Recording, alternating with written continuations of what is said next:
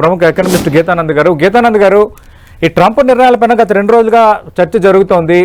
ప్రధానంగా ఈ పౌరసత్వం రద్దు అలాగే ఇమిగ్రేషన్ విషయంలో కఠినంగా వ్యవహరించడానికి దిశగా తీసుకుంటున్న నిర్ణయాలు, దీని ఇంపాక్ట్ ఇండియన్స్పై ఎలా ఉండబోతున్నాయి? లేటెస్ట్ గణాంకాలు అంటే 2024 చివరి నాటికి అమెరికాలో దాదాపు 54 లక్షల మంది ప్రవాస భారతీయులు ఉంటే, ఇది అమెరికా జనాభా పరంగా చూస్తే 1.47%. అలాగే 34% మంది అమెరికాలోనే పుట్టారంటున్నారు. ఎవరి మీద ఇంపాక్ట్ ఉండొచ్చు? మనము ధైర్యంగా ఉండొచ్చా లేదంటే కొంత ఆలోచించాలా?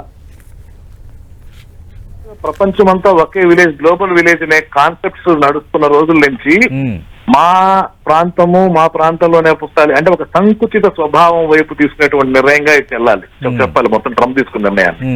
సో అదొక సంచలనాత్మక నిర్ణయం, లేదా లోకల్ పీపుల్ దగ్గర ఆయనకేదో పెద్ద మైలేజ్ వస్తుంది అనేటువంటి ఆలోచనతో చేసిన నిర్ణయం కింద నేను చెప్పుకోవాలి. ఇక్కడనే కాదండి, నేను ఈ మధ్య గమనిస్తే ఓమన్ కావచ్చు, ఇక్కడంతా కూడా ప్యాట్స్ ఎక్స్పాట్స్ అని చెప్పి ఒకటి జరుగుతా ఉంది. అంటే ఆ దేశంలో పుట్టిన వాళ్ళు బయట దేశం నుంచి వచ్చిన వాళ్ళు ఇక్కడ ఉద్యోగాలు కావాలి అని నడుస్తున్నటువంటి అంశం. దానిలో అసలు ఇంత అగ్రెసివ్ స్టెప్ తీసుకుంటారని, అది వచ్చిన తొలినాళ్లలోనే తీసేసుకుంటారని ఎవరు కూడా ఊహించినటువంటి స్టెప్ కింద చెప్పుకోవాలి. ఈ అగ్రెసివ్ స్టెప్ వల్ల మేజర్ గా ఇంపాక్ట్ అయ్యేది అమెరికా ఎకానమీనే. ఇది ఒకదాంతో ఒకటి ముడిపడి ఉన్నటువంటి అంశాలు ఇవన్నీ కూడా. బటర్ఫ్లై ఎఫెక్ట్ అంటారు, ఒక చోట జరిగితే ఇంకో చోట జరుగుతుందని. అట్లా ఇప్పుడు మనం దాదాపు 19,000 ఇమిగ్రెంట్స్ ని ఇమీడియట్ గా మనం ఇండియాకి తీసుకురావాల్సినటువంటి పరిస్థితి ఉంటుంది అక్కడి నుంచి.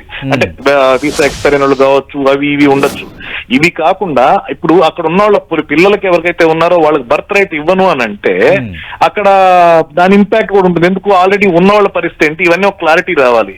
ఇప్పుడు ఒక్క టెక్నాలజీ ప్రపంచం మొత్తం మీద ఫాస్ట్ గా అర్థం చేసుకుని చేసేటువంటి ప్రజలు ఎవరైనా ఉన్నారు అంటే ఎక్కువ నెంబర్ లో దొరకగలిగేది యూరోప్ లో ఫిలిప్పైన్స్ నుంచి కానివ్వండి, యూరోప్ కావచ్చు, ఫిలిప్పైన్స్ నుంచి కావచ్చు, అలాగే ఇండియా నుంచి కావచ్చు. ఇక్కడ వరకే మనకి ఐటీలో అంత అగ్రెసివ్గా ఉంటారు. మీరు ఏ పాకిస్తానో, ఏ రష్యానో, ఏ చైనానో ఎత్తుకుంటే మీకు ఇలాంటి లేబర్ దొరకరు అక్కడికి వెళ్ళి పనిచేయడానికి.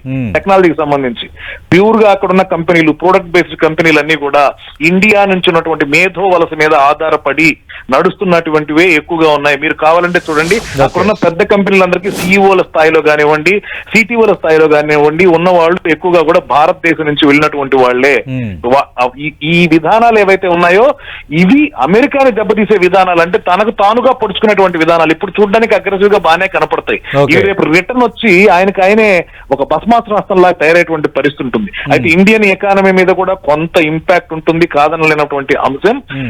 ఈ ఫ్లక్చువేషన్స్ అవి ఉంటాయి, టెక్నాలజీకి సంబంధించినటువంటి కంపెనీస్ లో కానివ్వండి, కొంత రెవెన్యూ తగ్గేటువంటి అవకాశం ఉంటుంది. బట్ మనకు కూడా సొంతంగా ఎదగడానికి అవకాశాలు ఉన్నాయి. వాటిని మనం వినియోగించుకుంటే మన దగ్గర మేధో శక్తికి తక్కువ లేదు, అలాగే సుసంపన్నమైనటువంటి సంపద ఉంది మన దగ్గర.